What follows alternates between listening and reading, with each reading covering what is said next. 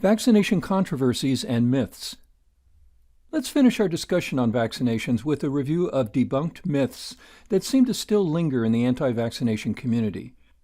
We'll look at why the original concern occurred, and then look at the research that has refuted the concern. We'll explore these concerns with a point-counterpoint approach, stating the concern, and then present the counter to that concern with research. The first is the belief that the Haemophilus influenza type B vaccine caused an increase in diabetes. In 1997, Clausen and Clausen speculated that the start of a mass vaccination program in Finland in the 1980s seemed to be temporally associated with an increase in type 1 diabetes. But in 1999, Karvinen et al. Noted that there was no difference in rates over 10 years in children born before the vaccination period and those vaccinated 24 months after the vaccination program began in Finland. So again, causality is often an unsupported observation that fails when real comparative data is determined. Next, a commonly asserted concern by those against vaccination is that there was an increase in sudden infant death syndrome associated with immunization. This started with Torch et al. In Neurology in 1982, who identified that the primary course of immunization corresponds to the peak age for the incidence of SIDS. Torch found that 2/3 of babies who had died from SIDS had been vaccinated against DPT prior to death. Of these, 6.5% died within 12 hours of vaccination, 13% within 24 hours, 26% within 3 days, and 37%, 61%, and 70% within 1, 2, and 3 weeks respectively. But they did not compare the results of SIDS in unvaccinated children. Subsequent to this observation, many studies have refuted the claim and, more importantly, have identified the risk factors associated with SIDS. Mitchell et al. In Archives of Diseases in Children found that SIDS rates were actually less in immunized infants, and Fleming et al. In the British Medical Journal in 2001 found that SIDS rates were similar at 24 hours and 2 weeks post-immunization compared with non-immunized children. So although in the Torch et al. Studies, 70% of infants who died of SIDS received vaccination within 2 to 3 weeks of death, the question is how many non-vaccinated infants in the same age range died of SIDS?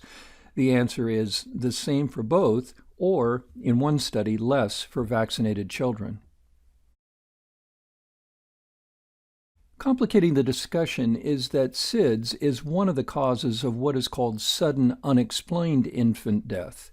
Here's a list of suspected causes, and here is the broader breakdown demonstrating that SIDS is likely the cause of about 32 to 42%, depending on the year, for sudden unexplained infant death. In the 1980s, a more refined criteria was set to meet the definition of sudden infant death syndrome. SIDS is the sudden, unexpected death of an infant under 1 year of age that remains unexplained after a complete investigation, including an autopsy, examination of the death scene, and a review of medical history.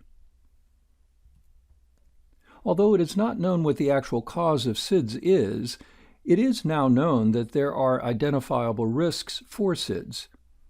Non-white infants are more likely to develop SIDS. Those with a family history, exposed to smoking during or after pregnancy, alcohol or illicit drug use, prenatal or postnatal, and being premature, and the modifiable risk factor of sleep position. This then led to a national and international campaign to have parents follow recommended sleep precautions. These included avoiding having the infant sleep face down or covered in blankets or bed sharing with parents. And although the actual cause is unknown, it is known that some infants don't have the respiratory reflex or physical ability to breathe when in these high-risk positions. Although the initial decline in SIDS is attributed to the tighter definition of SIDS requiring an autopsy and home inspection. After the initiation of the Back to Sleep campaign in 1994, the rate of SIDS declined by more than 50% and then plateaued. In that period, the percentage of infants who died of SIDS after being placed in the prone position decreased from 85.4% to 30.1%, meaning parents were heeding the call to have their infants sleep on their backs. The decline as a result of redefining SIDS was also reflected as an increase in the other causes of sudden unexplained infant death.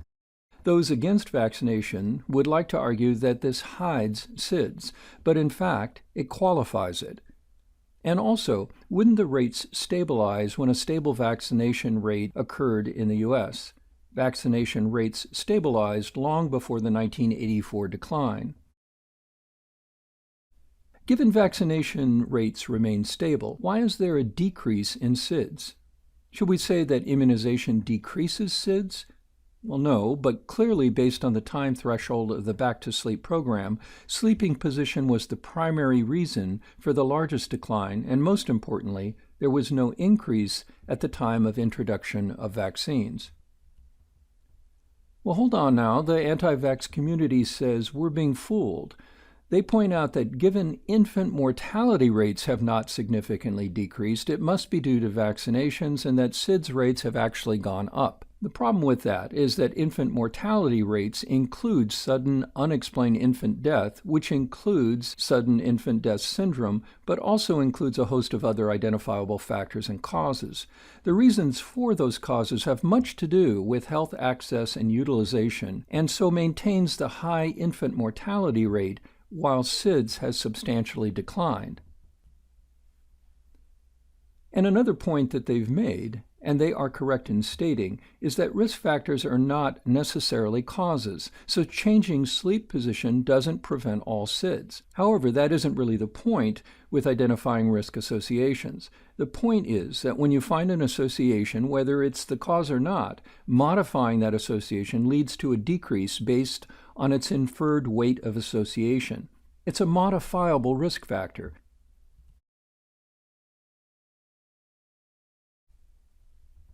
On the other side of the issue, there has been a systematic review that supports the possibility that immunizations reduce the risk of SIDS. Next, there was an increase in wheezing and respiratory complaints following Pertussis vaccination. What supports the claim is that in 2000, in JMPT, Hurwitz and Morgenstern published a study that reviewed data from the National Center for Health Statistics and found children given DTP vaccination had significantly greater odds of asthma and allergy-related symptoms, and they referred to 6 other studies that were similar in findings. Yet, in the British Medical Journal, Henderson et al. Demonstrated that episodes of wheezing were more common at 18 months in non-vaccinated children, and that asthma increases are worldwide and likely due to a myriad of other factors, not the least of which is industrialization. For our profession, though, Hurwitz and Morgenstern's study gained international attention when Dynamic Chiropractic published a front-page headline which read, "Do DPT and tetanus vaccinations cause asthma? New study shows vaccinated children twice as likely to get asthma and other allergy-related symptoms." Well, let's look at the specifics before accepting the headline. This study compared 13,328 infants, children, and adolescents who reported being vaccinated with DPT or tetanus to 284 who reported not being vaccinated. 5,843 out of the total 13,328 had shot records documenting their positive DPT or tetanus vaccination status, but only 22 of the 284 had records available to attest to the fact that they had not been vaccinated. So the actual results, expressed as an adjusted odds ratio for asthma among the vaccinated subjects, was reported at 2, meaning vaccinated subjects were twice as likely to have asthma versus unvaccinated. However, the confidence interval was 0.59, that's a reduction of risk by 41%, to 6.74. Statistically, you can't have an odds ratio result in both an increase and decrease risk, This renders it not statistically significant. In fact, they state in their conclusion, quote, "The small number of unvaccinated subjects and the study design limit our ability to make firm causal inferences about the true magnitude of effect," unquote. And if they were more transparent, they would state that the 95% confidence interval reveals the fact that the results are not even statistically significant. Also, in this publication in the Pediatric Infectious Disease Journal in 2002, De Stefano et al. Published Childhood Vaccinations and Risk of Asthma. This was a cohort study over 167,000 children in 4 large HMOs. They found no association between the risk of asthma and the MMR, DTP, or polio vaccines. They did find a very small risk of 10% or less for Haemophilus influenza type B and hepatitis B vaccines. However, this was not consistent across the 4 HMOs and seemed related more to health care access. So for all of healthcare, there will always and should always be concerns and legitimate controversies that deserve attention. Due to time, we'll focus on 3 current ones. The increased risk of pertussis recently reviewed in California in fully vaccinated individuals, the use of hepatitis B vaccine for infants, and finally, the human papillomavirus vaccine. Whooping cough is often a serious disease, particularly in children under 1 year of age. In 2015, the World Health Organization reported 142,512 pertussis cases globally and estimated that there were approximately 89,000 deaths. A recent publication modeling pertussis cases and deaths found even higher rates. However, a well-designed, decade-long study at Kaiser Permanente showed that vaccinated children were 5 times more likely to suffer from whooping cough if it had been more than 3 years since their last vaccine dose. The research was published in Pediatrics. The DTaP vaccine, which protects against pertussis, diphtheria, and tetanus, is given in 5 doses between the ages of 2 months and 6 years. In this study, researchers from Kaiser Permanente, Northern California, followed children born between 1999 and 2016 who were diagnosed as having whooping cough. The researchers identified 738 pertussis cases with only 99 cases in unvaccinated children and 36 in undervaccinated children, 515 in fully vaccinated children, and 88 in children who had received 6 doses of the DTaP vaccine. More than 80% of cases occurred in fully vaccinated children. Why? The odds of pertussis increased by 33% for every additional year after the 3rd or the 5th DTaP dose. This decreasing efficacy is likely because DTaP is an acellular vaccine which replaced a whole cell vaccine in 1997. Whole cell vaccines generate a more protective T-cell response. After the introduction of a whole cell pertussis vaccine in the United States, annual rates of the disease dropped from 150 cases per 100,000 in the 1940s to 1 per 100,000 in the 1970s. But because there was a reported increase in febrile seizures, the whole cell vaccine was replaced by the acellular, weaker one. So although the solution is to recommend parents to keep up with booster shots, what isn't clear is why unvaccinated children accounted for the least number of cases. It might be that because there are far fewer individuals non-vaccinated, that this results in fewer individuals who can possibly be infected. However, is there another reason related to the vaccine itself that needs investigating? This is in need of answers as soon as possible. Now to hepatitis B. The question asked by many is why newborns receive the hepatitis B vaccine. Why is such a policy necessary? Well, first, the sheer numbers globally are of concern, with 2 billion estimated as carriers. It certainly is known that unless you are exposed to the blood of an infected individual, which usually would be through drug use or sexual intercourse, it's highly unlikely that one would contract hepatitis B as compared to hepatitis A. So if the concern is a maternal transmission, can't this be screened for? The reasons given are largely based on a fear of error in the healthcare system for determining whether someone is hepatitis B positive or not. However, in addition to the error, there is one crucial piece of information missing. Let's start with the errors. Even though a pregnant woman is tested and found to be hepatitis B surface antigen positive, her status is not communicated to the newborn nursery, or a chronically infected pregnant woman is tested with the wrong test. The pregnant woman is not tested for hepatitis B either prenatally or in the hospital at the time of delivery, or the mother develops hepatitis B infection later in pregnancy, but it's not detected.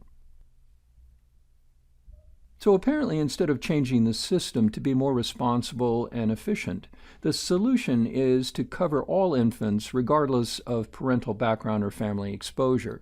An odd defense, perhaps a lazy defense, but there is, though, a crucial missing factor. Even if the mother is hepatitis B negative, the infant can be exposed to hepatitis B postnatally from another family member or a caregiver. This, in fact, occurs in 2/3 of the cases of childhood transmission. Hepatitis B is not spread through food or water, sharing eating utensils, breastfeeding, hugging, kissing, coughing, sneezing, or by casual contact.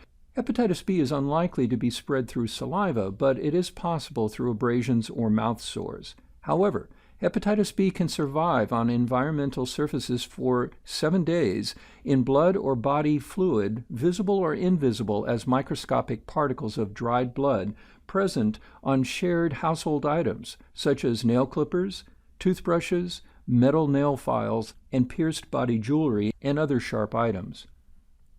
So the controversy will continue because many believe that they have an initial low risk and have control over the environment to which their infant is exposed, and given it's an infant, there is no risk of sexual transmission. Public health experts will continue to warn against this assumption, so it's unlikely to ever be entirely resolved. And finally, the human papillomavirus. This was introduced initially for young women to prevent cervical cancer, but only covers 4 strains. Although the most effective way was to vaccinate men and women to break the sexual transmission spread, there was no approval because there were no studies. However, the FDA did approve an expansion for the prevention of anal cancer in men. About 12,000 women are diagnosed with cervical cancer each year, and about 4,000 women die.